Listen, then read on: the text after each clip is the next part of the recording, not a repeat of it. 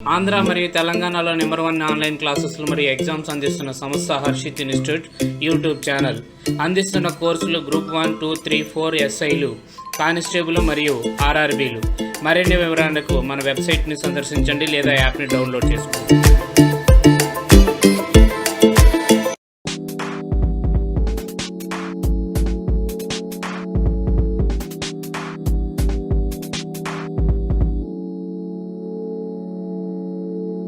Topic name ఏంటంటే cytology అనండి, కణశాస్త్రము, cell biology. Topic name ఏంటంటే సెల్ బయాలజీ, కణశాస్త్రం. మరి సెల్ బయాలజీ గురించి మాట్లాడేటప్పుడు ఫస్ట్ మనం సెల్ గురించి తెలుసుకోవాలి. కణం, ఓకే. సెల్, ఈ సెల్ యొక్క పూర్వ చరిత్రను మనం పరిశీలిస్తే మనకి ఎక్కడి నుంచి స్టార్ట్ అయింది, దీని పరిణామ క్రమం ఏంటి అనేది కొంత ఇన్ఫర్మేషన్ అనేది అబ్జర్వ్ చేయాలి. మరి ఫస్ట్ మనకి పరమాణువు నుంచి ఏం ఏర్పడతాయంటే అణువులు. A group of atoms form as a molecule. పరమాణువులన్నీ కలిసి అణువులు ఏర్పడతాయి. మరి అణువులన్నీ కలిసి ఏం ఏర్పరుస్తాయి అనేది మనకి కావాలి. అణువులనే కలిసి పదార్థం ఏర్పరుస్తుంది. ఈ పదార్థం ఏర్పడేటప్పుడు మూలకము, సమ్మేళనం అనే పదాలు కనిపిస్తాయి మనకి. మూలకము, సమ్మేళనం. మూలకం అంటే ఏంటి? సజాతి పరమాణువులతో కూడిన అణువులు గల పదార్థాలని మూలకం అని అంటాం. సజాతి పరమాణువులతో కూడిన అణువుల గల పదార్థాలని మూలకం అని అంటాం. మరి సమ్మేళనం అంటే ఏంటి? కాంపౌండ్ అంటే ఏంటి? విజాతి పరమాణువులతో కూడిన అణువుల గల పదార్థాలని సమ్మేళనం అంటాం. For example hydrogen, for example oxygen, అవి ఏంటంటే మూలకాలు. ఫర్ ఎగ్జాంపుల్ హైడ్రోజన్, ఆక్సిజన్ కలిసేటప్పుడు ఏం ఏర్పడుతుంది? వాటర్ అనేది ఒక సమ్మేళనం, నీరు అనేది ఒక సమ్మేళనం. మరి కార్బన్ డైఆక్సైడ్ ఒక సమ్మేళనం. అంటే ఇక్కడ మనకు తెలిసింది ఏంటి? సజాతి పరమాణులతో కూడిన అణువులు గల పదార్థాలని మూలకం అని అంటాం. విజాతి పరమాణులతో కూడిన అణువులు గల పదార్థాలని సమ్మేళనం అని అంటాము. ఉదాహరణ నీరు, కార్బన్ డైఆక్సైడ్, ఎన్నో చెప్పచ్చు. ఇలాంటి సమ్మేళనాలన్నీ కలిసి ఒక పదార్థాన్ని ఏర్పరుస్తుంది. ఆ పదార్థం చుట్టూ ఆ పదార్థమే జీవ పదార్థంగా తయారైంది. ఈ జీవ పదార్థాన్ని ఆవరించి ఒక పలుచని త్వచం ఏర్పడుతుంది. దాన్నే ప్లాస్మా త్వచం. జీవ పదార్థాన్ని ఆవరించి ఉన్న ప్లాస్మా త్వచం సంబంధించిన దాన్ని ఏమంటారంటే కణము అని అంటాం.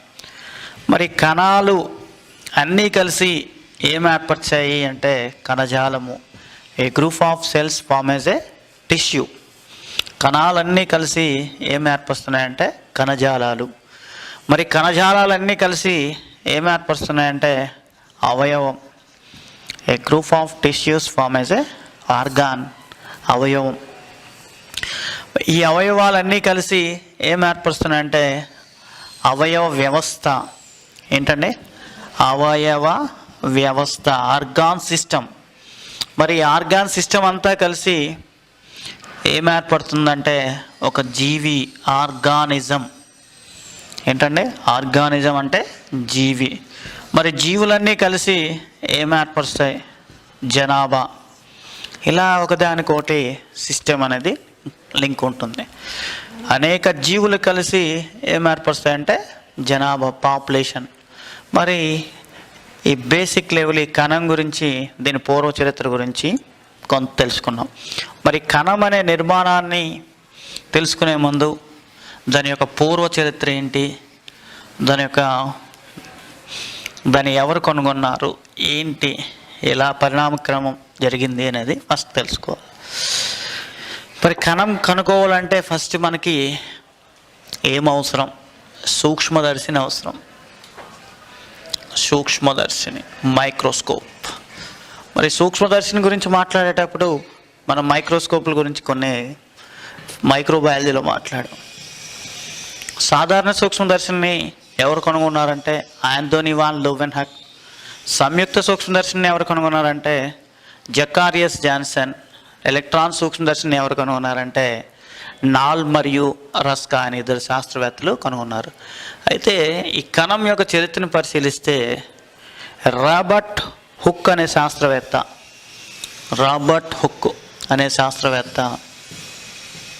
ఈ గురించి మొదటిగా మనం నేర్చుకోవాలి. రాబర్ట్ హుక్ అనే శాస్త్రవేత్త గురించి మనం గుర్తుపెట్టుకోవాలి. కణంని కనుగొన్నది అన్నప్పుడు రాబర్ట్ హుక్ అని చెప్పొచ్చు. మరి కణం గురించి మాట్లాడేటప్పుడు ఈ కణ శాస్త్రాన్ని మనం కణం గురించి అధ్యయనాన్ని సైటాలజీ అని అంటాం. సైటాలజీ. మరి రాబర్ట్ హుక్ గురించి ఏం తెలుసుకుంటాం? రాబర్ట్ హుక్ అనేవాడు ఒక బ్రిటన్ దేశస్థుడు. రాబర్ట్ హుక్ అనే శాస్త్రవేత్త ఏ దేశస్థుడు అంటే బ్రిటన్ దేశస్థుడు. 1665 సంవత్సరంలో రాబర్ట్ హుక్ అనే శాస్త్రవేత్త ఓక్ వృక్షం యొక్క బెరడుని పరిశీలించాడండి. ఓక్ వృక్షం యొక్క బెరడుని పరిశీలించాడు. బెరడు బార్క్ పాట్ని పరిశీలించాడు. ఓక్ వృక్షం యొక్క బెరడుని పరిశీలించాడు.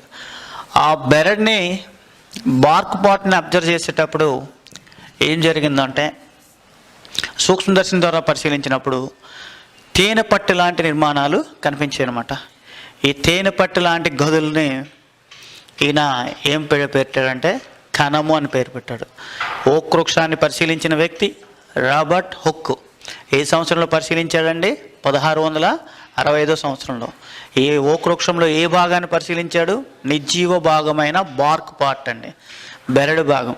ఆ బెరడు భాగంలో ఎటువంటి గదులు కనిపించాయి? తేనెపట్టు లాంటి గదులు లాంటి నిర్మాణాలు కనిపించాయి. ఈ తేనెపట్టు లాంటి గదుల నిర్మాణాలనే కణము అని పేరు పెట్టినవాడు ఎవరంటే రాబర్ట్ హుక్. మరి ఇప్పుడు లాటిన్ భాషలో కణము అనగా అర్థం ఏంటంటే చిన్న గది అని అర్థం. లాటిన్ భాషలో కణం అనగా చిన్న గది అని అర్థం. అంటే కణ చరిత్ర అనేది ఇక్కడ నుండే స్టార్ట్ అయింది. కణంని కనుగొన్నది ఎవరు అన్నప్పుడు రాబర్ట్ హుక్ అనే శాస్త్రవేత్త మనకి గుర్తు రావాలి. కణాన్ని మొట్టమొదటిసారిగా కనుగొన్న వ్యక్తి అంటే రాబర్ట్ హుక్ అనే శాస్త్రవేత్త మనకి గుర్తు రావాలి. ఇది ఈ బేసిక్ పాయింట్ అనేది మనకి తెలియాలి. మరి కణం గురించి తెలుసుకున్నప్పుడు దీని యొక్క చరిత్ర గురించి మాట్లాడడం. రాబర్ట్ హుక్ గుర్తుపెట్టుకోవాలని చెప్పాం. రాబర్ట్ హుక్ ఎక్కడ కనుగొన్నాడు? ఓక్ వృక్షం యొక్క బెరడు భాగంలో. మరి దీనికి సంబంధించిన చరిత్ర ఏమైనా ఉందా? దీని తర్వాత మనకి కణ సిద్ధాంతం అనేది కూడా వచ్చింది. Cell theory. స్వీడన్ మరియు స్వాన్ అనే శాస్త్రవేత్త కణ సిద్ధాంతాన్ని పరిశీలించాడు. స్వీడన్ అనే శాస్త్రవేత్త వృక్షకణంని అబ్జర్వ్ చేశాడు. మరి స్వాన్ అనే శాస్త్రవేత్త జంతు కణాన్ని అబ్జర్వ్ చేశాడు. మరి అలాగే రుడోల్ఫ్ విర్కో అనేవాడు ఏం చెప్పాడంటే కొత్త కణాలు అనేవి పాత కణాల నుంచి ఉద్భవిస్తాయని చెప్పిన వ్యక్తి ఎవరంటే రుడోల్ఫ్ విర్కో. ఓకేనండి. కొత్త కణాలు అనేవి దాని ముందు కణాల నుంచి ఏర్పడతాయని చెప్పిన వ్యక్తి ఎవరంటే విర్కో అనే శాస్త్రవేత్త. ఇలా దీని చరిత్ర అనేది స్టార్ట్ అయింది. అయితే మనం ఈ కణం గురించి కణంలోని అంశాల గురించి మాట్లాడేటప్పుడు కొన్ని అంశాలు మనం తెలుసుకొని దానిలోకి వెళ్ళాలి. ఈ కణాల వైవిధ్యం గురించి తెలుసుకోవాలి. ఏ కణాల వైవిధ్యం ఏంటి, దీని ఒక సారూప్యత ఏంటి, వైవిధ్యం ఏంటి అనేది ఫస్ట్ తెలుసుకోవాలి. మనం కణాల వైవిధ్యం గురించి పరిశీలిస్తే మనం ఎలా చెప్పొచ్చు అంటే ఒకసారి కేంద్రక పూర్వకణం అని చెప్పొచ్చు. కేంద్రక పూర్వకణం. నెక్స్ట్ నిజ కేంద్రక కణము. కేంద్రక పూర్వకణం అంటే ఏం లేదండి. కేంద్రక పూర్వకణాల్లో కేంద్రకం చుట్టూ నిర్దిష్టమైన కేంద్రక త్వచం ఉండదు. అటువంటి కణాలని కేంద్రక పూర్వక కణాలు అంటాం. వాటిని ఫోకారియోటిక్ సెల్స్ అంటాం. ఉదాహరణకు బ్యాక్టీరియా, నీలి ఆకుపచ్చ శైవలాలు, నెక్స్ట్ చాలని నాళాల్లో, పోషక కణజాలంలో చాలని నాళాలు, అలాగే ఇంకేం చెప్పాం, ఎర్ర రక్త కణాల్లో ఒక్క నిమిషం చెప్తాను చూడండి. కేంద్రక పూర్వ కణంకి ఉదాహరణ అన్నప్పుడు బ్యాక్టీరియా కేంద్రక పూర్వ కణం. బ్యాక్టీరియా తర్వాత నీలి ఆకుపచ్చ శైవలం, బ్లూ గ్రీన్ ఆల్గే, ఇది కేంద్రక పూర్వ కణం. నిర్దిష్టమైన కేంద్రక ఉండదు, అంటే నిర్దిష్టమైన కేంద్రకం ఉండదు. నెక్స్ట్ నీలి ఆకుపచ్చ శైవలం తర్వాత మన కంటిలో కటక్ కణాలు, అలాగే దీని తర్వాత పోషక కణజాలం ఉంటుంది. వృక్షాలలో ప్రసరణ కణజాలం 2 రకాలండి. ప్రసరణ కణజాలాలు, ఈ ప్రసరణ కణజాలాలు తీసుకుంటే దీనిలో దారువు పోషక కణజాలం అనేది ఉంటుంది. ఈ 2 కూడా ప్రసరణ కణజాలం. దారువు పోషక కణజాలం. దారువు అంటే జైలం అండి, దారువు అంటే జైలం, పోషక కణజాలం అంటే ఫ్లోయం. దారువు ఏం చేస్తుందంటే నీటిని మరియు లవణాలని సరఫరా చేయడంలో దారువు ఉపయోగపడుతుంది. పోషక కణజాలం దేనికి ఉపయోగపడుతుందంటే పోషక పదార్థాల రవాణాలో తోడ్పడుతుంది. మరి పోషక కణజాలాల్లో చాలని నాళాలు ఉంటాయి. ఈ చాలని నాళాలలో కేంద్రకం ఉండదు, కాబట్టి ఇది కేంద్రక పూర్వ కణమని చెప్పచ్చు అనమాట. అంటే నిర్దిష్టమైన కేంద్రకం లేని వాటిని కేంద్రక పూర్వ కణాలు అని అంటాం. మరి నిజ కేంద్రక జీవులు అంటే అర్థం ఏంటంటే కేంద్రకం చుట్టూ నిర్దిష్టమైన కేంద్రకత్వం ఉంటే ఆ జీవులని నిజ కేంద్రక జీవులు అని అంటాం. మరి ఇలా తీసుకుంటే మళ్ళీ ఇంకో రకం కూడా చెప్పచ్చు. Unicellular organisms, multicellular organisms. Unicellular organism అంటే ఏంటి? ఏకకణ జీవులు. మల్టీసెల్యులర్ అంటే బహుకణ జీవులు. యూనిసెల్యులర్ ఆర్గానిజమ్స్ ఉదాహరణ ప్రోటోజోవా వర్గపు జీవులన్నీ కూడా యూనిసెల్యులర్ ఆర్గానిజమ్స్. ప్రోటోజోవా వర్గపు జీవులు. ప్రోటోజోవా వర్గపు జీవులు దేనికి ఉదాహరణ వస్తాయంటే యూనిసెల్యులర్ ఆర్గానిజమ్స్. మల్టీసెల్యులర్ జీవులు, మల్టీసెల్యులర్ ఆర్గానిజమ్స్ అంటే బహుకణ జీవులు. ఈ బహుకణ జీవుల్లో మొదటి వర్గం ఏదనంటే ఫోరిఫెరా. ఇది కణస్థాయి జీవులు, స్పంజికలు. ఉదాహరణ ఫోరి మీన్స్ మెనీ, ఫెరా మీన్స్ 4. శరీరంపై అనేక రంధ్రాలు కలిగిన జీవులు ఏ వర్గానికి? ఫోరి మీన్స్ మెనీ, ఫెరా మీన్స్ 4. శరీరంపై అనేక రంధ్రాలు కలిగిన జీవులు ఏ వర్గానికి చెందినవంటే ఫోరిఫెరా వర్గానికి చెందినవి. మరి మొట్టమొదటి బహుకణ స్థాయి జీవులు ఏవి అని అంటే ఫోరిఫెరా జీవులు. ఓకేనండి. మరి తర్వాత సిలెంటిరేటా అనే వర్గం ఉంటుంది. మొట్టమొదటి కణజాల స్థాయి జీవులు ఏవి అని అంటే సిలెంటిరేటా వర్గం. మొట్టమొదటి కణజాల స్థాయి జీవులు ఏవనంటే సిలెంటిరేటా వర్గం. మరి ఫోరిఫెరా తర్వాత సిలెంటిరేటా, సిలెంటిరేటా తర్వాత ఏమొస్తుందంటే ఫ్లాటిహెల్మంథిస్, నెమాటిహెల్మంథిస్, అనిల్నిడా, ఓకే, ఆర్థోపడా, మొలస్కా, ఎకానోడెర్మేటా.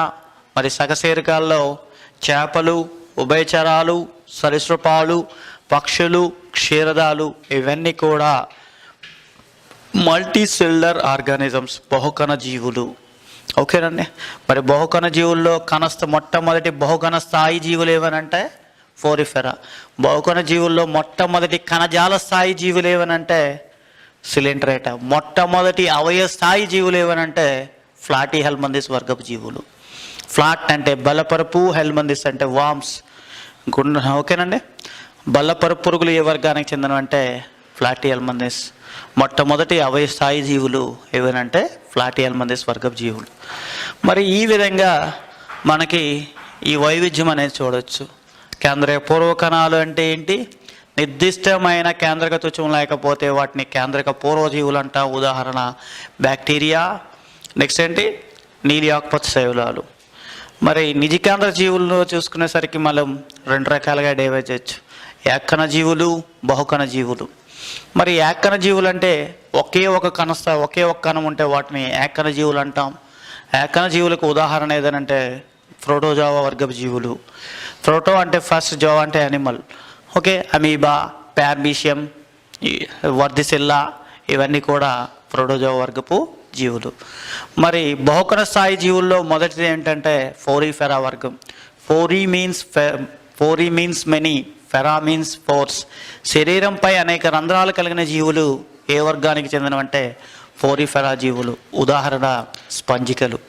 మొట్టమొదటి బహుకణ స్థాయి జీవులు, మొట్టమొదటి కణజాల స్థాయి జీవులు ఏవనంటే సిలిండ్రేటాకు ఉదాహరణ హైడ్రా, జెల్లీ ఫిష్, ఇవన్నీ కూడా సిలిండ్రేటా వర్గానికి ఉదాహరణ. మొట్టమొదటి అవయ స్థాయి జీవులు ఏవనంటే ఫ్లాటీ హెల్మందిస్ వర్గపు జీవులు. ఫ్లాట్ అంటే బల్లపరుపు, హెల్మందిస్ అంటే వామ్స్. ఫ్లాట్ వామ్స్ ఏ వర్గానికి చెందినవంటే ఫ్లాటీ హెల్మందిస్ వర్గానికి చెందినవి. ఇవన్నీ కూడా మిగతావన్నీ కూడా నెమాటీ హెల్మందిస్ కానీ, నెక్స్ట్ అనిలిడా కానీ, ఆర్థోపడా కానీ, మొలస్కా కానీ, ఎకానోడెర్మేటా కానీ, నెక్స్ట్ మిగతా సకశేరికలు, చేపలు, ఉభయచరాలు, సరీసృపాలు, పక్షులు, క్షీరదాలు అన్నీ కూడా బహుకణ జీవులు. కణం గురించి దాని పూర్వ చరిత్ర గురించి కొంత తెలుసుకున్నాం. మనం దీన్ని తెలుసుకునేటప్పుడు కొన్ని విషయాలు మాట్లాడుకుందాం. ఏంటంటే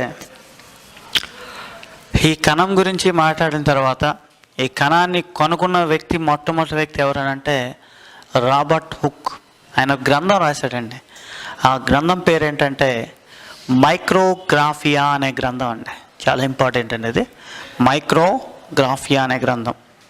అలాగే కణ సిద్ధాంతం గురించి మనం కూడా చెప్పుకోవాలి. స్వీడన్ మరియు స్వాన్. ఓకే, ఈ సిద్ధాంతం ప్రకారం మనం కణ సిద్ధాంతం గురించి చెప్పేటప్పుడు కణ సిద్ధాంతంలో అంశాలు ఉంటాయి. అందులో మొదటి అంశం ఏంటంటే కణాన్ని నిర్మాణాత్మక క్రియాత్మక ప్రమాణం అని అంటామండి. కణాన్ని ఏమంటారండి? నిర్మాణాత్మక క్రియాత్మక ప్రమాణం. స్ట్రక్చరల్ అండ్ ఫంక్షనల్ యూనిట్ అని దేన్ని అంటామంటే కణాన్ని అని అంటాం. ఓకేనండి. ప్రతి కణానికి విభజన చెందే శక్తి ఉందని చెప్పిన వ్యక్తి ఎవరంటే రుడోల్ఫ్ విర్కోవ్. మరి వైవిధ్యం పరిశీలిస్తే అతి పొడవైన కణం నాడీ కణం, అలాగే అతి పెద్ద కణం ఏంటంటే ఆస్ట్రిచ్ అండకణం. మరి వైవిధ్యం ఇవన్నీ మాట్లాడుకునేటప్పుడు అసలు విషయానికి వస్తే ఈ కణం వచ్చేసరికి మన అసలు విషయంకి వచ్చేసరికి వృక్ష కణము, జంతు కణము అనే దాన్ని గురించి మాట్లాడదాం. జంతు కణము, వృక్ష కణము. జంతు కణము, వృక్ష కణం. మరి జంతు కణం, వృక్ష కణం చూసుకుంటే ప్రధానంగా ఈ రెండింటిలో తేడా ఏంటి అనేది ఫస్ట్ అబ్జర్వ్ చేద్దాం. ఇక్కడ వృక్ష కణము అనేసరికి కణకవచం అనేది ఉంటుంది. కణకవచం ఉంటుంది, చూసుకోవాలి. నెక్స్ట్ వృక్ష కణంలో ఇంకా పరిశీలిస్తే హరిత రేణువులు ఉంటాయి.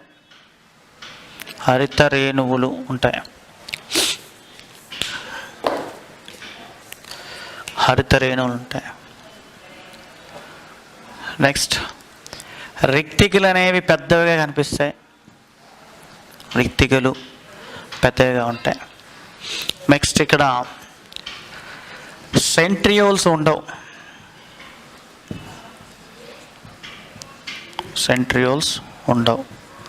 మరి ఇక్కడ తేడా ఏంటంటే జంతుకాలంలో లేనిది ఏదేనంటే కణకవచం ఉండదు.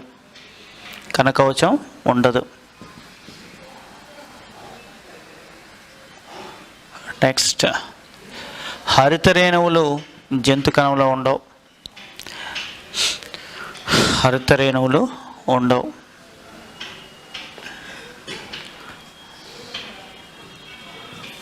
నెక్స్ట్ రిక్తికలకు వచ్చేసరికి ఉంటే చిన్నవిగా ఉంటాయి.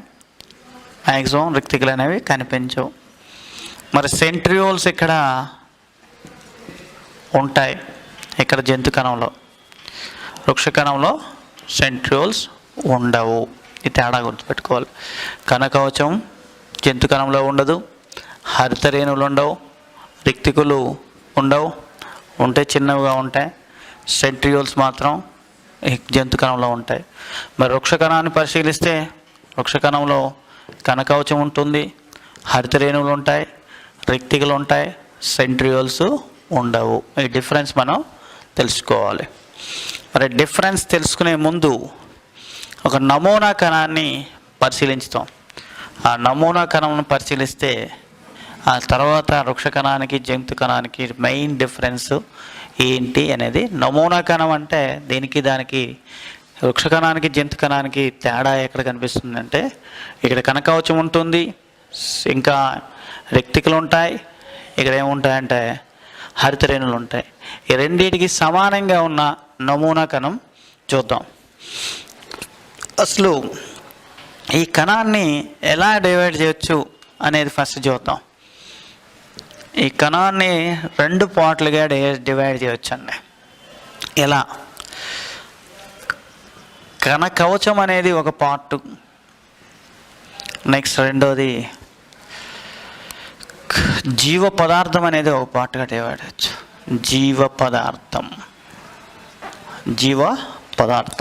జీవ పదార్థాన్ని సైటోప్లాజం అంటాం. కణ కవచం ఒక పార్ట్, నెక్స్ట్ జీవ పదార్థం ఒక పార్ట్. మరి కణ కవచం ఓన్లీ ప్లాంట్ సెల్లో కనిపిస్తుంది అనేది ఇక్కడ చూసుకోవాలి. ఇక్కడ ఫంగల్ సెల్ పక్కన పెట్టండి, ఇక్కడ ప్రజెంట్ మనకు కావాల్సింది వృక్ష కణంలో కణకవచం కనిపిస్తుంది. యానిమల్ సెల్లో కణకవచం అనేది యాబ్సెంట్, ఉండదు. మరి ఇక్కడ తేడా మనకి అర్థమైంది. మరి జీవ పదార్థంలో ఏముంటాయి అనేది మనకి తీసుకోవాలి. ఈ జీవ పదార్థం చూసుకుంటే ఖచ్చితంగా ప్లాస్మా త్వచము ఈ జీవ పదార్థంలో భాగము. ఓకే, ప్లాస్మా త్వచం తర్వాత కణాంగాలు, ఆర్గనెల్స్ జీవ పదార్థంలో భాగం, కణాంగాలు. నెక్స్ట్ అలాగే కేంద్రకం అనేది ఇందులో పార్ట్ అండి, వన్ ఆఫ్ ద పార్ట్. ఓకేనండి, వన్ ఆఫ్ ద పార్ట్ ఏంటండి జీవ పదార్థంలో? ప్లాస్మా త్వచం అనేది జీవ పదార్థంలో ఒక భాగం, కణాంగాలు అనేవి జీవ పదార్థంలో భాగం, కేంద్రకం అనేది జీవ పదార్థంలో భాగం. ఓకే, మరి ఇక్కడ ప్లాస్మా త్వచం గురించి మనం మాట్లాడాలి. సాధారణంగా ఫస్ట్ నమూనా కణం తీసుకునేటప్పుడు ఏం చెప్పామంటే కణకవచము, జీవ పదార్థం. కణకవచం అనేది ఎక్కడ ఉంటుందన్నాం? వృక్ష కణంలో ఉంటుంది. మరి జంతు కణం చూసుకుంటే కణకవచం ఉండదు. జంతు కణాల్లో కణకవచం ఉండదు. ఇలాంటి కణాన్ని ప్రోటోప్లాస్ట్ అని అంటాము, గుర్తుపెట్టుకోవాలండి. జంతు కణాల్లో కణకవచం ఉండదు. ఇలాంటి కణాన్ని ఏమని పిలుస్తారండి? ప్రోటోప్లాస్ట్ అని పిలుస్తాము. ఏమని పిలుస్తామండి? ప్రోటోప్లాస్ట్ అని పిలుస్తాము. మరి కణకవచం యొక్క విధి ఏంటి? ఇది ఒక రక్షణ త్వచం వలె పనిచేస్తుంది, యాంత్రిక ఆఘాతాల నుండి కాపాడుతుంది. కణకవచం అనేది మెకానికల్ సపోర్ట్ అనమాట ఈ కణకవచం కణానికి. అలాగే రక్షక త్వచం వలె పనిచేస్తుంది ఈ కణకవచం. మరి ఇప్పుడు కణకవచం తర్వాత మనం మాట్లాడుకునే ఇన్ఫర్మేషన్ ఏదైనా అంటే జీవ పదార్థం గురించి మాట్లాడాలి. ఈ జీవ పదార్థంలో 3 పార్ట్లు ఉంటాయని చెప్పాము. ప్లాస్మా త్వచము, ప్లాస్మా మెంబ్రేన్, నెక్స్ట్ కణాంగాలు, ఆర్గానెల్స్, తర్వాత ఉండేది కేంద్రకం, న్యూక్లియస్. ఒకదానికొకటి గురించి మాట్లాడు. కణకవచం కొండ ఉన్న ద్రవ పదార్థాన్ని ఏమంటారంటే జీవ పదార్థం అంటారండి. కణకవచం కింద ఉన్న ద్రవ పదార్థాన్ని ఏమంటారండి? జీవ పదార్థం అంటాం. ఈ జీవ పదార్థంలో ప్లాస్మా పొర, కణాంగాలు, కేంద్రకంగా ఈ జీవ పదార్థం అనేది విభజించబడుతుంది. జీవ పదార్థం అనేది ఎలా విభజించబడుతుంది అని అంటే ప్లాస్మా త్వచంగా విభజించబడుతుంది, కణాంగాలుగా విభజించబడుతుంది, కేంద్రకంగా విభజించబడుతుంది. అంటే జీవ పదార్థం అనేది 3 పార్ట్లుగా విభజించడం అవుతుంది.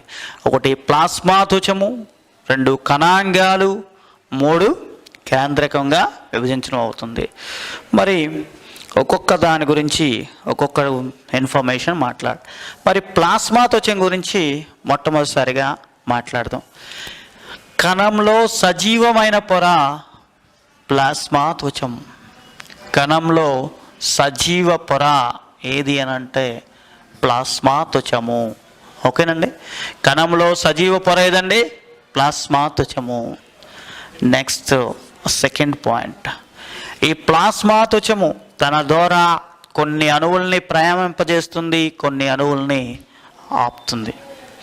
ఇలాంటి లక్షణాలని ఏమంటాము అని అంటే విచక్షణా త్వచము. ఇలాంటి లక్షణాలు కలిగి ఉండేదాన్ని విచక్షణా త్వచము. ఫెర్మేబుల్ మెంబ్రేన్.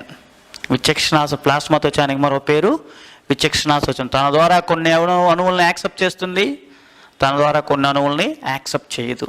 అటువంటి త్వచాన్ని ఏమంటారంటే విచక్షణా త్వచము అని అంటాం. ఓకే, ఫెర్మేబుల్ మెంబ్రేన్, అర్ధపారగమ్యత పొర అని కూడా అంటాం. మరి ప్లాస్మా త్వచం అనేది దేనితో నిర్మితం అవుతుంది? ప్రోటీన్లు మరియు లిపిడ్స్తో నిర్మితం అవుతుంది. ప్లాస్మా త్వచం అనేది దేంతో నిర్మితం అవుతుందండి? ప్రోటీన్లు మరియు లిపిడ్స్తో నిర్మితం అవుతుంది. మరి ప్లాస్మా త్వచాన్ని ఎలక్ట్రాన్ మైక్రోస్కోప్ ద్వారా మాత్రమే చూడగలము. ప్లాస్మా త్వచాన్ని ఏ మైక్రోస్కోప్ ద్వారా చూడగలం అనే ప్రశ్న రావచ్చు. ఆప్షన్ ఏ సాధారణ సూక్ష్మదర్శిని, ఆప్షన్ బి సంయుక్త సూక్ష్మదర్శిని, ఆప్షన్ సి ఎలక్ట్రాన్ సూక్ష్మదర్శిని, ఆప్షన్ డి ఏదీ కాదు. అంటే ఆన్సర్ ఏది రాయాలండి? ఎలక్ట్రాన్ మైక్రోస్కోప్ ద్వారా మాత్రమే ప్లాస్మా త్వచాన్ని చూడగలము. ఎలక్ట్రాన్ మైక్రోస్కోప్ ద్వారా మాత్రమే ప్లాస్మా త్వచాన్ని చూడగలము. ఇది ప్లాస్మా త్వచం యొక్క ప్రత్యేకత అండి. ప్లాస్మా త్వచం గురించి ఏం చెప్పుకున్నామండి? ప్లాస్మా త్వచం అనేది ఒక సజీవమైన పొర. నెక్స్ట్, ప్లాస్మా త్వచం అనేది ఒక విచక్షణాస్తరం వలె పనిచేస్తుంది. తన ద్వారా కొన్ని అణువుల్ని యాక్సెప్ట్ చేస్తుంది, కొన్ని అణువుల్ని యాక్సెప్ట్ చేయదు. అటువంటి లక్షణాన్ని విచక్షణాస్తరము అని అంటాం. ఓకేనండి. మరి ప్లాస్మా త్వచం దేని ద్వారా చూడగలము? ఎలక్ట్రాన్ మైక్రోస్కోప్ ద్వారా మాత్రమే చూడగలము. మరి ప్లాస్మా త్వచం దేంతో నిర్మితమై ఉంటుంది? లిపిడ్స్ మరియు ప్రోటీన్లతో నిర్మితమై ఉంటుంది. ఓకే, ఇది ప్లాస్మా త్వచానికి సంబంధించిన ఇన్ఫర్మేషన్. మరి ప్లాస్మా త్వచం తర్వాత మనకి ఆ ప్లాస్మా త్వచం తర్వాత వచ్చేది ఇన్ఫర్మేషన్ ఏంటంటే కణాంగాలు. ఏంటండి? కణాంగాలు. ఈ కణాంగాల గురించి తెలుసుకునేటప్పుడు ఏ కణాంగం ఎవరు కనుగొన్నారనే ఇన్ఫర్మేషన్ మనం చూద్దాం. ఫస్ట్ ఒక్కొక్క కణాంగం నుంచి. హరిత రేణువు, క్లోరోప్లాస్ట్. హరిత రేణువు. ఈ క్లోరోప్లాస్ట్ని ఎవరు కనుగొన్నారంటే సాక్స్ అనే శాస్త్రవేత్త. సాక్స్. హరిత రేణువు. Next mitochondria. మైటోకాండ్రియా ఎవరండి? బెండా.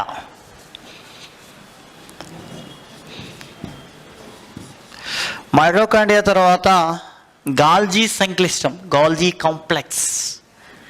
గాల్జీ సంక్లిష్టము, గాల్జీ సంక్లిష్టం, దీన్ని గాల్జీ కాంప్లెక్స్ అంటాం.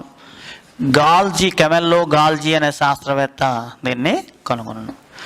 మరి మైటోకాండ్రియా తర్వాత ఈఆర్, అంతర్జీవ ద్రవ్యజాలకము. ఈఆర్ అంటే ఏంటండి? అంతర్జీవ ద్రవ్యజాలకము. అంతర్జీవ ద్రవ్యజాలకము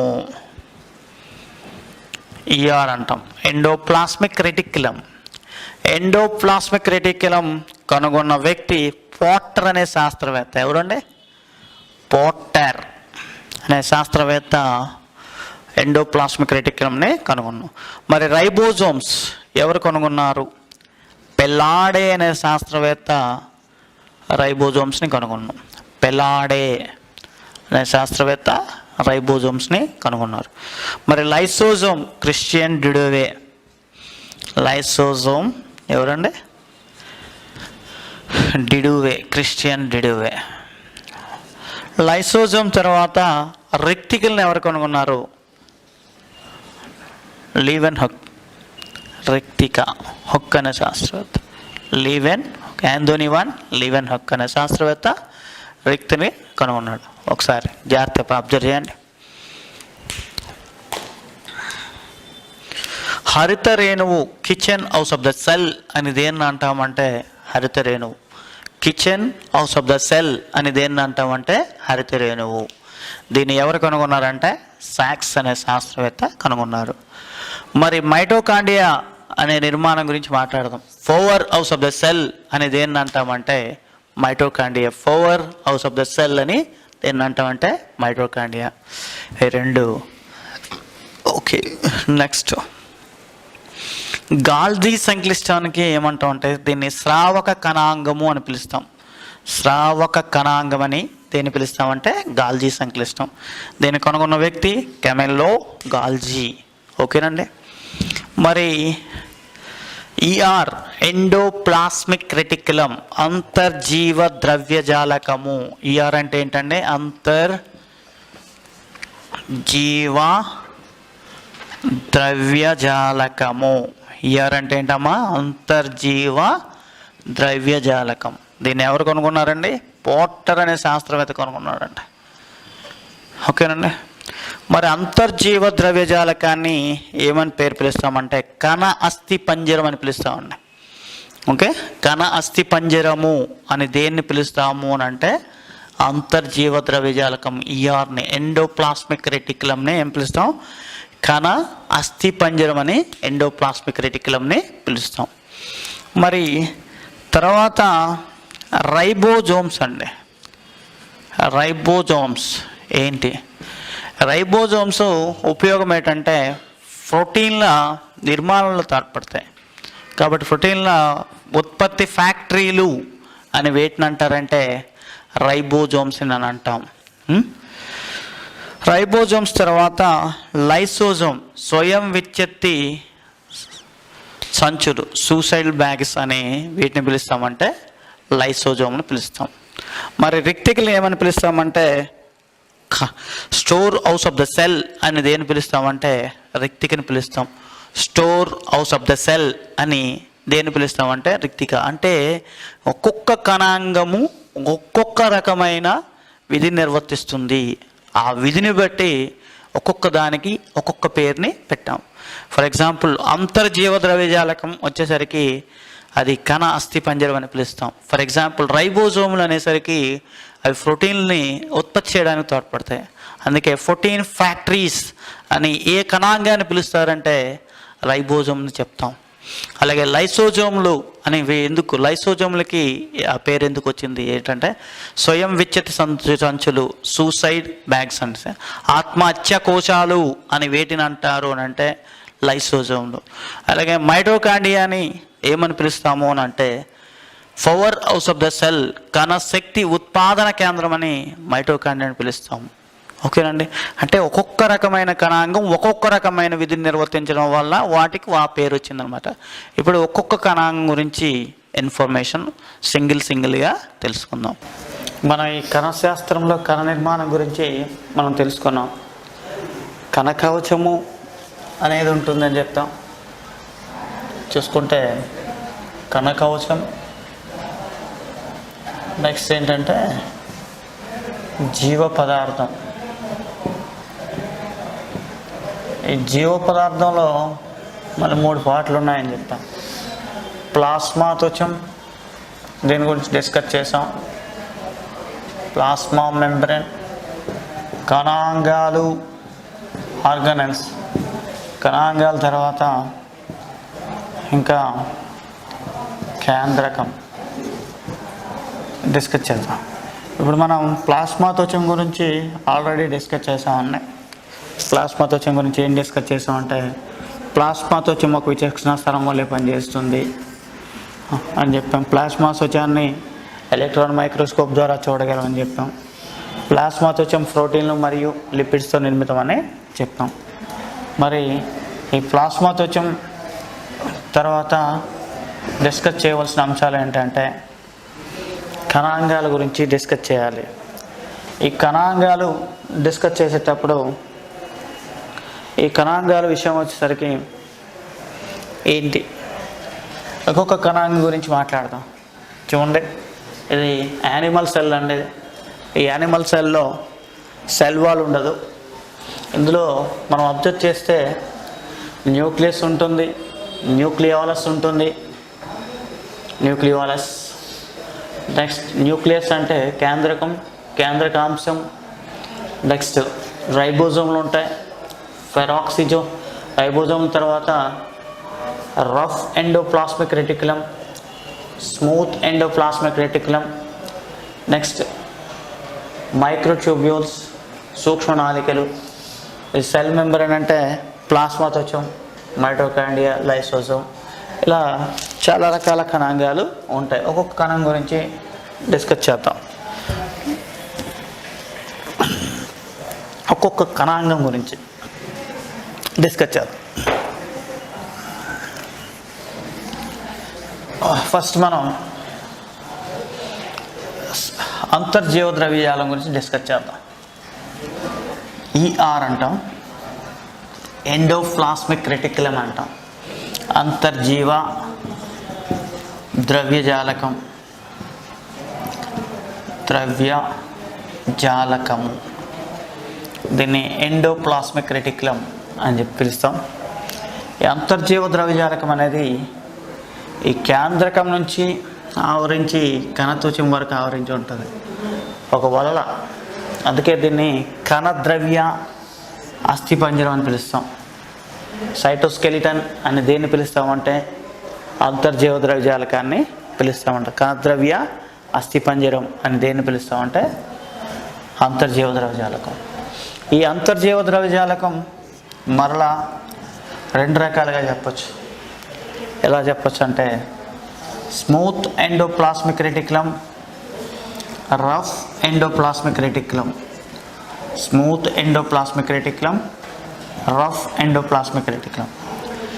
ఏం లేదండి, ఈ అంతర్జీవ ద్రవ్యజాలకంపై రైబోజోములు ఉన్నాయనుకోండి, ఆ రైబోజోములు ఉంటే వాటిని రఫ్ ఎండోప్లాస్మిక్ రెటిక్యులం అంటాం. అంతర్జీవ ద్రవ్యజాలకంపై రైబోజోములు ఉన్నట్లయితే ఆ ద్రవ్యజాలకాన్ని రఫ్ ఎండోప్లాస్మిక్ రెటిక్యులం అంటాం. గరుకు అంతర్జీవ ద్రవ్యజాలం, గరుకు అంతర్జీవ ద్రవ్యజాలం, అంతర్జీవ ద్రవ్యజాలకం.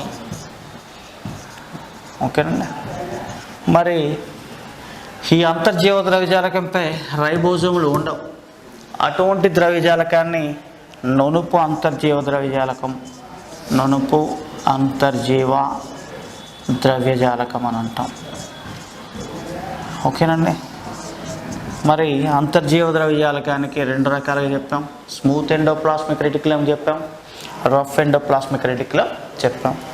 మరి గరుకు అంతర్జీవ ద్రవ్యజాలకం యొక్క విధి ఏంటి అని అంటే ప్రోటీన్ సంశ్లేషణలో గరుకు అంతర్జీవ ద్రవ్యజాలకం పనిచేస్తుంది. ప్రోటీన్ సంశ్లేషణ, ప్రోటీన్ సంశ్లేషణలో గరుకు అంతర్జీవ ద్రవ్యజాలకం పనిచేస్తుంది. మరి నునుపు అంతర్జీవ ద్రవ్యజాలకం ఏ విధంగా సహకరిస్తుంది అని అంటే లిపిడ్ల సంశ్లేషణలో తోడ్పడుతుంది. లిపిడ్ల సంశ్లేషణలో తోడ్పడుతుంది. ఇది నునుపు అంతర్జీవ ద్రవ్యజాలకం. మరి ఒక స్పెషల్ మనం పరిశీలిస్తే కాలేయంలో నునుపు అంతర్జీవ ద్రవ్యజాలకం ఉంటుందండి. ఈ నునుపు అంతర్జీవ ద్రవ్యజాలకం డీటాక్సిఫికేషన్లో తోడ్పడుతుంది. విషరహిత పదార్థాలుగా మారుస్తుంది. విషసహిత పదార్థాలని విషరహిత పదార్థాలుగా మారుస్తుంది. ఏది అని అంటే కాలేయంలో ఉండే నునుపు అంతర్జీవ ద్రవ్యజాలకం. ఓకే. ఈఆర్ అంటే ఎండోప్లాస్మిక్ రెటిక్యులం, దీన్ని అంతర్జీవ ద్రవ్యజాలకం అంటాం. ఇది ఎలా పనిచేస్తుంది అంటే ద్రవ్య అస్థిపంజరంగా పనిచేస్తుంది. ఇది రెండు రకాలు, smooth endoplasmic reticulum, rough endoplasmic reticulum. అంతర్జీవ ద్రవ్యజాలకంపై రైబోజోములు ఉంటే గరుకు అంతర్జీవ ద్రవ్యజాలకం అంటాం. ఇది ప్రోటీన్ల సంశ్లేషణలో తోడ్పడుతుంది. అంతర్జీవ ద్రవ్యజాలకంపై రైబోజోములు లేకపోతే దాన్ని నునుపు అంతర్జీవ ద్రవ్యజాలకం అంటాం. ఇది లిపిడ్ల సంశ్లేషణలో తోడ్పడుతుంది. మరి కాలేయంలో ఎస్ఈఆర్ ఉంటుంది, స్మూత్ ఎండోప్లాస్మిక్ రెటిక్యులం ఉంటుంది కాలేయంలో. ఇది డీటాక్సిఫికేషన్లో తోడ్పడుతుంది. విషరహిత పదార్థాలని విషరహిత పదార్థాలుగా మారుస్తుంది. నెక్స్ట్ దీని తర్వాత మనకి రెండో కణాంగం ఇంకోటి ప్రస్తావించుదాం. ఆ కణాంగం ఏంటి? రెండో కణాంగం రైబోజోములు అనే కణాంగం కనిపిస్తుంది. రైబోజోమ్స్. ఈ రైబోజోములను గురించి మాట్లాడదాం. ఈ రైబోజోములలో ఆర్ఎన్ఏ ఉంటుంది. ఇది ఏం చేస్తుందంటే ప్రోటీన్ల సంశ్లేషణ చేస్తాయి. ప్రోటీన్ల సంశ్లేషణలో తోడ్పడే కణాంగము ఏదేనంటే రైబోజోములు. అందుకే ఈ రైబోజోముల్ని ప్రోటీన్ ఉత్పత్తి కర్మాగారాలు అని పిలుస్తాం. ఇది క్రొవ్వుల ఉత్పత్తిలో కూడా ఈ రైబోజోములు తోడ్పడతాయి. సరే క్రొవ్వుల ఉత్పత్తి కాదండి, రైబోజోములు ప్రోటీన్లు సంశ్లేషణలో తోడ్పడతాయి. అందుకే ప్రోటీన్ల కర్మాగారము అని పిలుస్తాం. మరి ఇవి కేంద్రకంలో జనరల్గా ఉత్పత్తి అవుతాయి. ఇక్కడ రైబోజోమ్ గుర్తించాము చూడండి. మరి రైబోజోములు ప్రోటీన్ సంశ్లేషణలో తోడ్పడతాయి అన్నాం, అందుకే వీటిని ప్రోటీన్ ఫ్యాక్టరీలు అన్నాం. అయితే ఇక్కడ మనం ఈ రైబోజోముల్ని 2 రకాలుగా చెప్తాం. ఒకటి 70S రైబోజోములు, 2 80S రైబోజోములు. 70S రైబోజోములు, 80S రైబోజోములు. 70S రైబోజోములు అనేది ఎలా ఉంటుందంటే 50+30 70S రైబోజోములు, 50S+30S. ఒక పెద్ద ప్రమాణము రైబోజోములు మనం పరిశీలిస్తే ఒక పెద్ద ప్రమాణం ఉంటుంది, ఒక చిన్న ప్రమాణం ఉంటుంది. పెద్ద ప్రమాణము, చిన్న ప్రమాణం. ఈ పెద్ద ప్రమాణాన్ని చిన్న ప్రమాణాన్ని కలపడానికి ఉపయోగపడే అయాన్స్ ఏంటంటే మెగ్నీషియం అయాన్స్. పెద్ద ప్రమాణాలని చిన్న ప్రమాణాలని కలపడానికి ఉపయోగపడే అయాన్స్ ఏంటంటే మెగ్నీషియం అయాన్. ఓకే, పెద్ద ప్రమాణాలని చిన్న ప్రమాణాలని కలపడానికి ఉపయోగపడే మూలకం ఏదేనంటే మెగ్నీషియం మూలకం. ఒకసారి చూడండి, రైబోజోముల్ని ప్రోటీన్ ఫ్యాక్టరీస్ అంటాం. ప్రోటీన్ సంశ్లేషణలో తోడ్పడుతుంది, అందుకే ప్రోటీన్ ఫ్యాక్టరీస్. ఈ రైబోజోములు 2 రకాలు, ఒకటి 70S, 2 80S. 70S రైబోజోములు 2 ఉప ప్రమాణాలు కలిగి ఉంటాయి, 50S+30S. ఓకేనండి, ఒక పెద్ద ప్రమాణము, ఒక చిన్న ప్రమాణం. ఈ పెద్ద ప్రమాణము చిన్న ప్రమాణం కలపడానికి ఏ అయాన్స్ తోడ్పడతాయంటే మెగ్నీషియం అయాన్స్ తోడ్పడతాయి. ఎస్ అంటే స్వెడ్బర్గ్. ఈ ప్రమాణాలని దేనిలో తెలుపుతాం? ఉప ప్రమాణాలని స్వెడ్బర్గ్లో తెలుపుతాం. మరి 80S అంటే 60S and 40S. ఓకేనండి, ఒక పెద్ద ప్రమాణము, ఒక చిన్న ప్రమాణం. 70S రైబోజోములు ఎక్కడ కనిపిస్తాయంటే బ్యాక్టీరియాలో ఉండేవి 70S రైబోజోములు. ఓకేనండి, ఇది రైబోజోములకు సంబంధించిన సమాచారం.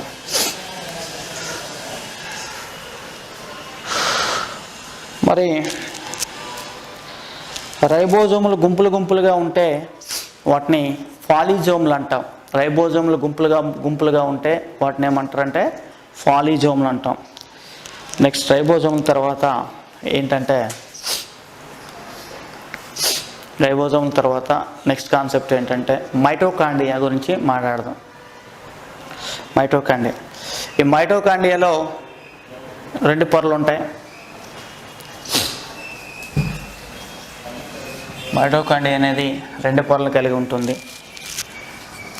ఒకటి బాహ్య త్వచం, 2 అంతఃత్వచం. బాహ్య త్వచం అనేది ఒకటి ఉంటుంది, 2 అంతఃత్వచం అనేది ఉంటుంది. ఈ అంతర్త్వచం అనేది ముడతలు పడి ఉంటుంది. ఆ ముడతలు పడి ఉండే నిర్మాణాన్ని క్రిస్టే అని అంటాం. ఏమంటారండి? క్రిస్టే. ఈ క్రిస్టే పైన ఆక్సిజోములు ఉంటాయి. ఈ ఆక్సిజోములు శ్వాసక్రియలో తోడ్పడతాయి. ఓకే, మైటోకాండ్రియా యొక్క మాత్రికలో శ్వాసక్రియ జరుగుతుంది. అలాగే ముఖ్యంగా మైటోకాండ్రియా యొక్క మాత్రికలో క్రెబ్స్ వలయం అనేది జరుగుతుంది. ఓకేనండి, మైటోకాండ్రియా తర్వాత నెక్స్ట్ కాన్సెప్ట్ ఏంటంటే మైటోకాండ్రియా ప్రధానమైన విధి అనేది గుర్తుపెట్టుకుందాం. మైటోకాండ్రియా ఘన శ్వాసక్రియకు ఉపయోగపడుతుంది. నెక్స్ట్ ఇది ఏటీపీని ఉత్పత్తి చేస్తుంది. అంటే సరళ పదార్థాలని ఆక్సీకరణం చేసి ఏటీపీ కార్బన్ డైఆక్సైడ్ నీరుని ఉత్పత్తి చేస్తుంది. ఏటీపీ కార్బన్ డైఆక్సైడ్ నీరుని ఉత్పత్తి చేస్తుంది. మరి ఏటీపీ అనేది శక్తి రూపం అండి. ఈ శక్తి మనం మాట్లాడేటప్పుడు ఏదైనా పని చేసేటప్పుడు ఏటీపీ ఒక ఫాస్ఫేట్ అయాన్ కోల్పోయి ఎలా మారుతుందంటే ఏడీపీగా మారుతుంది. ఎడినోసిన్ ఫాస్ఫేట్ అణువును కోల్పోయి ఎడినోసిన్ డైఫాస్ఫేట్గా మారుతుంది. మళ్ళీ ఈ ఏడీపీకి ఒక ఫాస్ఫేట్ అయాన్ కలిపితే మళ్ళీ ఏటీపీగా మారుతుంది. ఏటీపీ అనేది ఏడీపీగా మారుతుంది, ఏటీపీ అనేది ఏడీపీగా మారుతుంది, ఏడీపీ అనేది ఏటీపీగా మారుతుంది. అంటే ఆల్టర్నేట్గా జరుగుతుంది. ఈ శక్తిని ఎవరు ఉత్పత్తి చేశారంటే మైటోకాండ్రియా ఉత్పత్తి చేసింది. కాబట్టి మైటోకాండ్రియాని శక్తి ఉత్పాదన కేంద్రం అని పిలుస్తాం. ఇవి మైటోకాండ్రియా సంబంధించిన సమాచారం. రైబోజోమ్లు అయిపోయి ribosome complete. Next smooth endoplasmic reticulum complete అయింది, రఫ్ ఎండోప్లాస్మిక్ రెటిక్యులం కంప్లీట్ అయింది, ప్లాస్మా త్వచం కంప్లీట్ అయింది. నెక్స్ట్ మైటోకాండ్రియా కంప్లీట్ అయింది. నెక్స్ట్ లైసోజోముల్లో జల విశ్లేషక ఎంజైమ్లు ఉంటాయి. అలాగే వినాశకరమైన పదార్థాలని శరీరంలో చేరినప్పుడు వాటికి జీర్ణం చేయడంలో ఉపయోగపడేది లైసోజోమ్. అందుకే లైసోజోమ్ అనేది జనరల్గా లైసోజోమ్ని ఏమని పిలుస్తామంటే స్వయం విచ్ఛత్తి కణాంగము లేదా ఆత్మ హత్యా కోశములు అని వేటిని పిలుస్తామంటే లైసోజోములని పిలుస్తాం. నెక్స్ట్ ఈ లైసోజోములు అనేవి గుండ్రంగా ఒకే ఒక త్వచంతో కప్పడి ఉంటాయి. ఇవి సంక్లిష్టమైన రసాయన పదార్థాలని ఎలా మారుస్తాయంటే సంక్లిష్టమైన రసాయన పదార్థాలని సరళ పదార్థాలుగా మారుస్తుంది ఈ లైసోజోమ్. కణం పెరుగుదలకు కావలసిన శక్తినిచ్చే అదస్థ పదార్థాలను ఈ లైసోజోమ్ అనేది ఉత్పత్తి చేస్తుంది అనేది గుర్తుపెట్టుకోవాలి. కొన్ని రకాల వ్యాధి జనకాలు విచ్ఛిన్నం చేయడంలో ఈ లైసోజోమ్ పాల్గొంటుంది. కనుక వీటిని ఏమని పిలవచ్చు? కణం యొక్క స్వయం విచ్ఛత్తి కణాంగాలు అని అంటాం, లేదా సూసైడల్ బ్యాగ్స్ అంటాం, ఆత్మహత్యా కోశంలను కూడా దీన్ని అంటాం. ఇది లైసోజోమ్కి సంబంధించిన ఇన్ఫర్మేషన్. గాల్జీ సంక్లిష్టం గురించి మాట్లాడలేదండి.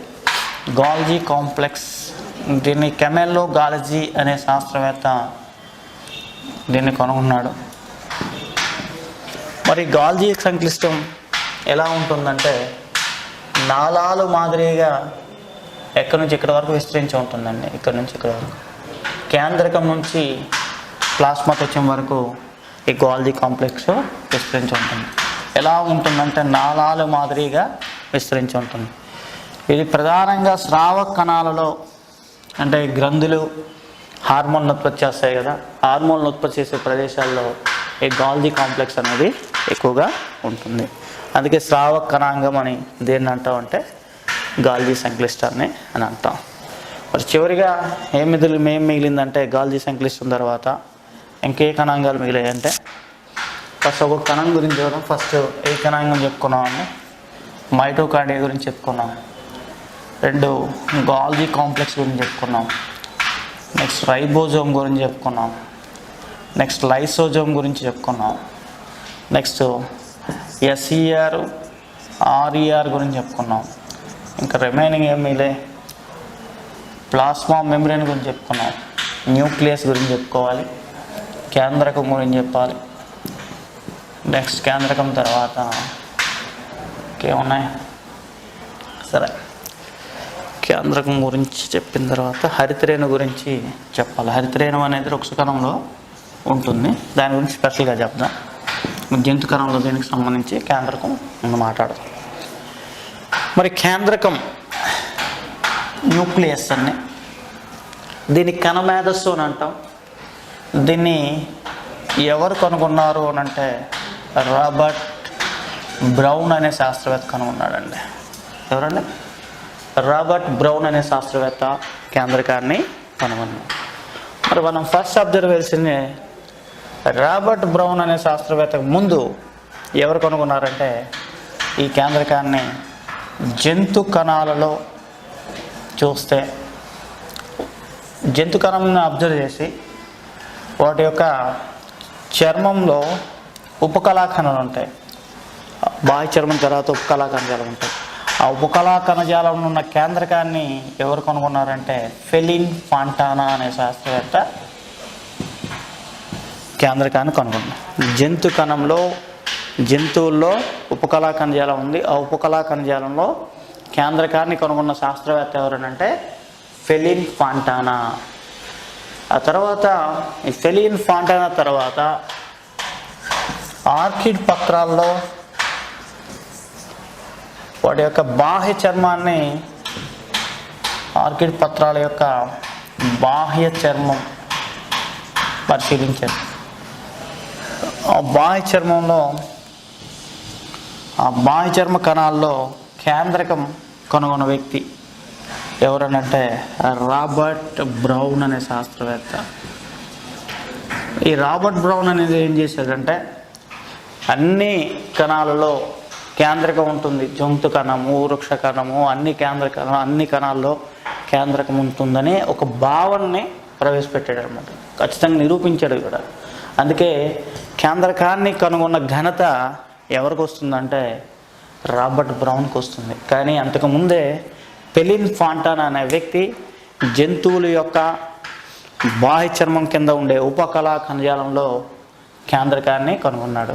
కానీ కేంద్రకాన్ని కనుగొనే ఘనత ఎవరికి వచ్చిందంటే రాబర్ట్ బ్రౌన్. ఈయన కన్క్లూజన్ వచ్చాడు, అన్ని కణాల్లో, జంతు కణాల్లో, వృక్ష కణాల్లో కేంద్రకం ఉంటుందనే భావన ప్రవేశపెట్టాడు అనమాట. ఈయన ఎందులో కనుగొన్నాడంటే ఆర్కిడ్ పత్రాల యొక్క బాహ్య చర్మంలో ఉండే కణాల్లో కనుగొన్నాడు అనమాట. ఇది కేంద్రకం గురించి సమాచారం. మరి కేంద్రకంలో ఏముంటుంది ఏంటి అనేది తెలుసుకోవాలి. కేంద్రకంలో కేంద్రకాంశం గురించి మాట్లాడాలి. కేంద్రకాంశం చుట్టూ పదార్థం ఉంటుంది. ఆ పదార్థాన్ని ఏమంటామంటే క్రోమాటిన్ అని అంటాం. ఓకే, క్రోమాటిన్ అని అంటాం. సాధారణంగా ఒక కణంలో ఒకే కేంద్రకం ఉంటుంది. ఒకటికుండా ఎక్కువ కణాలు ఉన్నాయనుకోండి, దాన్ని పాలిమార్ఫిజం అంటాం. బహుకేంద్రక స్థితి అని అంటాం. ఒక కణంలో ఒక కేంద్రకం ఉంటుంది, ఒకటి కన్నా ఎక్కువ కేంద్రకాలు ఉంటే దాన్ని బహుకేంద్రక స్థితి, పాలిమార్ఫిజం అంటాం. ఓకే, కేంద్రకంలో కేంద్రక త్వచము, కేంద్రకాంశము, కేంద్రక రసము, క్రోమోమియర్స్ ఉంటాయన్నమాట. కేంద్రక త్వచము, కేంద్రకంలో కేంద్రకాంశము, కేంద్రక త్వచము, కేంద్రక రసము, క్రోమోమియర్స్ అనే ఉంటాయి. నెక్స్ట్ మరి క్రోమోజోమ్స్ గురించి తెలుసుకుందాం. క్రోమోజోమ్స్ని ఎవరు కనుగొన్నారంటే ఇక్కడ చూడండి, కేంద్రకాంశం కదండి. ఈ కేంద్రకాంశం చుట్టూ ఈ పదార్థం ఎలా ఉంటుందంటే క్రోమాటిన్ రూపంలో ఉంటుంది. ఈ క్రోమాటిన్ అనేది కణ విభజన సమయంలో ఎలా మారుతుందంటే క్రోమోజోములుగా మారుతుంది. ఎలా మారుతుందంటే క్రోమోజోములు. మరి క్రోమోజోములని కనుగొన్న శాస్త్రవేత్త ఎవరనంటే వాల్డేర్ అనే శాస్త్రవేత్త కనుగొన్నాడు. ఓకేనండి, క్రోమోజోములు కనుగొన్న శాస్త్రవేత్త వాల్డేర్. మరి క్రోమోజోములు అనేవి కేంద్రకంలో దండాకార నిర్మాణాలుగా కనిపిస్తుంది. ఈ క్రోమోజోములు 2 బాహువులను కలిగి ఉంటుంది. ఒక బాహువు పొడవుగా ఉంటుంది, ఒక బాహువు పొట్టిగా ఉంటుంది. పొడవుగా ఉన్న బాహువు పొట్టిగా ఉన్న బాహువుకి కలపబడి ఉండే గుండ్రం వంటి నిర్మాణాన్ని, రౌండ్ షేప్గా ఉంటుంది ఆ స్ట్రక్చర్, ఆ నిర్మాణాన్ని సెంట్రోమియర్ అంటాం. క్రోమోజోములు యొక్క బాహువుల్ని కలిపే నిర్మాణాన్ని సెంట్రోమియర్ అంటాం. మరి ఈ క్రోమోజోములు ఒక్కొక్క జీవిలో ఒక్కొక్కలా ఉంటాయి. ఈ క్రోమోజోములపై ఉన్న పూసల వంటి నిర్మాణాలని జన్యువు అని అంటాం. ఏమంటారండి? జన్యువు. క్రోమోజోములపై ఉండే పూసల వంటి నిర్మాణాలని ఏమంటారండి? జన్యువు. ఒక బాహువు పొడవుగా ఉంటుంది, ఒక బాహువు పొట్టిగా ఉంటుంది. ఈ పొడవుగా ఉండే బాహువు, ఇది పొట్టిగా ఉండే బాహువు, ఈ రెండింటిని కలిపే నిర్మాణమే సెంట్రోమియర్. మరి క్రోమోజోములపై పూసల వంటి నిర్మాణాలని ఏమంటారంటే జన్యువులు అంటాం. జన్యువు అనే పదాన్ని ఎవరు ప్రవేశపెట్టారంటే జోహెన్సన్ అనే శాస్త్రవేత్త ఈ జన్యువు అనే పదాన్ని ప్రవేశపెట్టారు. మరి ఈ క్రోమోజోముల గురించి మనం మాట్లాడేటప్పుడు కొన్ని జీవుల్లో క్రోమోజోములు ఒకలా ఉంటాయి, కొన్ని జీవుల్లో క్రోమోజోములు ఒకలా ఉంటాయి. క్రోమోజోముల్లో ఒక ప్రోటీన్ కనిపిస్తుంది, హిస్టోన్ అనే ప్రోటీన్ క్రోమోజోముల్లో హిస్టోను మరియు డిఎన్ఏ కలిగి ఉంటుంది. క్రోమోజోమ్ అనేది హిస్టోన్ అనే ప్రోటీను, డిఎన్ఏ కలిగి ఉంటుంది. మరి ఈ క్రోమోజోములు ఒక క్రోమోజోమ్ జత ఉందనుకో ఏకస్థితికమని, ఒకటి కొంట అదే ఒక్కొక్క దాని పరిస్థితి గురించి మాట్లాడు. క్రోమోజోమ్లో హిస్టోన్ అనే ప్రోటీన్ ఉంటుందని చెప్పాం, అలాగే డిఎన్ఏ ఉంటుందని చెప్పాం. ఒక క్రోమోజోమ్ ఉంటే దాన్ని ఏకస్థితికం అంటాం. ఏకస్థితిక క్రోమోజోములని జీనోమ్ అని పిలుస్తాం. 2 క్రోమోజోములు ఉంటే దాన్ని ద్వైస్థితికం అంటాం. 3 క్రోమోజోములు ఉంటే దాన్ని త్రైస్థితికం అంటాం. 4 ఉంటే చతుస్థితికం అంటాం. మరి మోనోజోమిక్, నల్లిజోమిక్, ట్రైజోమిక్, తర్వాత టెట్రాసోమిక్ తెలుసుకునే ముందు మానవుల్లో ఉండే క్రోమోజోముల గురించి మనం తెలుసుకోవాలి. మానవుల్లో ఉండే క్రోమోజోముల సంఖ్య 23 జతలండి, 23 పెయిర్స్. ఈ 23 పెయిర్స్లో 22 జతలు 22 పెయిర్స్ ఆటోజోమ్స్ అండి. ఆటోజోమ్స్ అంటే శారీరక క్రోమోజోములు అండి. ఏంటంటే శారీరక క్రోమోజోములు. మరి 1 పెయిర్ ఏంటి? లైంగిక క్రోమోజోములు. 1 పెయిర్ ఏంటంటే లైంగిక క్రోమోజోమ్. వాటిని ఎల్లోజోమ్స్ అంటాం. ఓకేనా? ఎల్లోజోమ్స్ అంటాం. ఈ 1 పెయిర్లో మళ్ళీ మనం ఫిమేల్ అయితే XX అని, అదే మేల్ అయితే XY క్రోమోజోమ్ అంటాం. XX జత అయితే ఫిమేల్, మేల్ అయితే XY. ఓకేనండి? మరి ఒక వ్యక్తి యొక్క లింగ నిర్ధారణ అనేది దేని ద్వారా జరుగుతుందంటే Y క్రోమోజోమ్ బట్టి. ఈ Y క్రోమోజోమ్ బట్టే ఆడ మగ అనేది మనకి నిర్ధారణ అనేది జరుగుతుంది. ఓకే, అంటే ఇంపార్టెంట్ రోల్ ఏంటంటే Y క్రోమోజోమ్. ఓకే, మరి ఈ క్రోమోజోముల గురించి తెలుసుకునేటప్పుడు మోనోజోమిక్ అంటే ఏంటి చూడండి. మళ్ళీ మానవుల్లో క్రోమోజోముల సంఖ్య ఎంత అండి? 23 జతలు. ఇవి 2 విధాలుగా చేయొచ్చు. 22 జతలు ఏంటి? శారీరక క్రోమోజోములు లేదా ఆటోజోమ్స్ అంటాం. ఒక జత క్రోమోజోములని లైంగిక క్రోమోజోములు అంటాం. ఆ లైంగిక క్రోమోజోములకు మరో పేరు ఎల్లోజోమ్స్ అంటాం. అదే మేల్లో అయితే XX, ఫిమేల్ మేల్ అయితే XY, ఫిమేల్ అయితే ఏంటి చూడండి, ఫిమేల్ అయితే XX అండి, మేల్ అయితే XY. రైట్? మరి మోనోజోమిక్ అంటే ఏంటి, నల్లిజోమిక్ అంటే ఏంటి, ట్రైజోమిక్ అంటే ఏంటి అనేది మనకి తెలుసుకోవాలి. మోనోజోమిక్, నెక్స్ట్ ఏంటి నల్లిజోమిక్, ఇలా మనం తెలుసుకోవాలి. ఏం లేదండి, ద్వైస్థితిక క్రోమోజోమ్ నుంచి ఒక క్రోమోజోమ్ తక్కువ అవుతున్నాం. ద్వైస్థితిక క్రోమోజోమ్ నుంచి, ద్వైస్థితిక అంటే 2n అండి, ఒక క్రోమోజోమ్ తక్కువ అవుతారు. సాధారణంగా ద్వైస్థితిక అంటే ఏంటి? చూడండి ఒకసారి. ఏకస్థితికం అంటే n అండి, ద్వైస్థితికం అంటే 2n.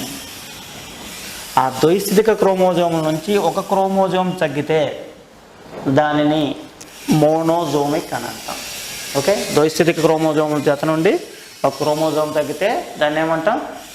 మోనోజోమిక్ స్థితి అంటాం. ఇప్పుడు ఎంత అవుతుంది? ద్వైస్థితిక క్రోమోజోమ్ నుంచి ఒకటి తగ్గితే ఏమవుతుందంటే 1 అవుతుందా లేదా? 2 ఒకటిలో 2, 2 - 1, 1. ఓకేనా? మరి నల్లిజోమిక్ అంటే ఏంటి? ద్వైస్థితిక క్రోమోజోమ్ నుంచి 2 క్రోమోజోములు లోపిస్తే దాన్ని నల్లిజోమిక్ అంటాం. ఇప్పుడు ఆన్సర్ ఏమవుతుంది? 0. ఓకేనండి, ఒకసారి చూడండి. ద్వైస్థితిక క్రోమోజోము నుంచి ఒక క్రోమోజోమ్ తగ్గితే ఆ స్థితిని మోనోజోమిక్ స్థితి అంటాము. నల్లిజోమిక్ అంటే ఏంటి? ద్వైస్థితిక క్రోమోజోమ్ నుంచి 2 క్రోమోజోములు తగ్గితే దాన్ని నల్లిజోమిక్ అంటాము. మరి ట్రైజోమిక్ అంటే ఏంటి? 2n + 1. ద్వైస్థితిక క్రోమోజోమ్కి ఒక క్రోమోజోము అదనంగా చేరితే, ద్వైస్థితిక క్రోమోజోమ్కి ఒక క్రోమోజోమ్ అదనంగా చేరితే దాన్ని ఏమంటాం? ట్రైసోమిక్ అంటాం. మరి ఇప్పుడు చూడండి, ద్వైస్థితిక క్రోమోజోమ్కి 2 క్రోమోజోములు జత చేరితే దాన్ని ఏమంటాము అని అంటే టెట్రాసోమిక్ అని అంటాం. ఏమంటారండి? టెట్రాసోమిక్ అని అంటాం. చూడండి ఇప్పుడు మోనోజోమిక్ అంటే ఏంటి? ఈజీ గుర్తుపెట్టుకోవచ్చు. ద్వైస్థితిక క్రోమోజోమ్ నుంచి ఒక క్రోమోజోము తగ్గితే లోపిస్తే దాన్ని మోనోజోమిక్ అంటాం. నల్లిజోమిక్ అంటే ఏంటండి? ద్వైస్థితిక క్రోమోజోమ్ నుంచి 2 క్రోమోజోములు లోపిస్తే దాన్ని నల్లిజోమిక్ అంటాం. ట్రైసోమిక్ అంటే ద్వైస్థితిక క్రోమోజోమ్కి ఒక క్రోమోజోమ్ జత అవటం వలన వస్తే దాన్ని ట్రైజోమిక్ అని అంటాము. టెట్రాసోమిక్ అంటే ద్వైస్థితిక క్రోమోజోమ్కి 2 క్రోమోజోములు యాడ్ అయితే దాన్ని టెట్రాసోమిక్ అని అంటాము. ఒక జత క్రోమోజోము జత అయితే ఏకస్థితికము, ఎంతో చూపిస్తాం. 2 జతలు అయితే దాన్ని ద్వైస్థితిక. ఏకస్థితిక అంటే ఎన్ అండి, ఏకస్థితికము అంటే ఎన్, 1 ఎన్. మరి ఒకటి జత ద్వైస్థితికం అంటే ఏ స్థితిలో ఉన్నట్టు? 2n, డబల్ అన్నమాట. ఓకేనా? ఒక జతకు 1 ఉంటే దాన్ని ఏకస్థితికం, దాన్ని ఏమంటాం? 2n. 2n అంటే ద్వైస్థితికం. అదే 3n ఉన్నదనుకో త్రైస్థితికం. ఇలా మారుతుంది అనమాట. అందుకుంటే ఎక్కువ ఉందనుకో పాలిమార్ఫిజం. ఇక్కడ మనకు అనవసరం. ఏకస్థితికం, ద్వైస్థితికం, ట్రైస్థితికం, చతుస్థితికం ఇది తెలుసుకోవాలి. అలాగే మానవుల్లో క్రోమోజోమ్ గురించి తెలుసుకున్నాం. అలాగే మోనోజోమిక్ అంటే ఏంటి, నల్లిజోమిక్ అంటే, ట్రైజోమిక్ అంటే ఏంటి, టెట్రాజోమిక్. ఇది ఒకసారి అడుగుతాడు. మోనోజోమిక్ అంటే ద్వైస్థితిక నుంచి ఒక క్రోమోజోమ్ లోపించట, ద్వైస్థితిక నుండి 2 క్రోమోజోములు లోపిస్తే నల్లిజోమిక్. ట్రైజోమిక్ అంటే ఏంటంటే ఒక క్రోమోజోమ్ యాడ్ అయితే దాన్ని ట్రైజోమిక్ అంటాం. టెట్రాజోమిక్ అంటే 2 క్రోమోజోములు యాడ్ అయితే, ద్వైస్థితికానికి 2 క్రోమోజోములు అయితే యాడ్ అయితే టెట్రాజోమిక్. ఇదంతా ఒక ఇంట్రడక్షన్. మరి అత్యధికంగా క్రోమోజోములు ఎందులో ఉన్నాయి? ప్రకృతిలో అత్యధిక క్రోమోజోములు లభించేది ఎక్కడంటే ఒఫియోగ్లాసం అండి. 1260 క్రోమోజోములు లభిస్తాయి. ఒఫియోగ్లాసం. అత్యల్ప క్రోమోజోములు ఎందులో కనిపిస్తాయంటే ప్రకృతిలో అపోజం. ఎన్ని క్రోమోజోములు కనిపిస్తాయంటే 2 క్రోమోజోములు.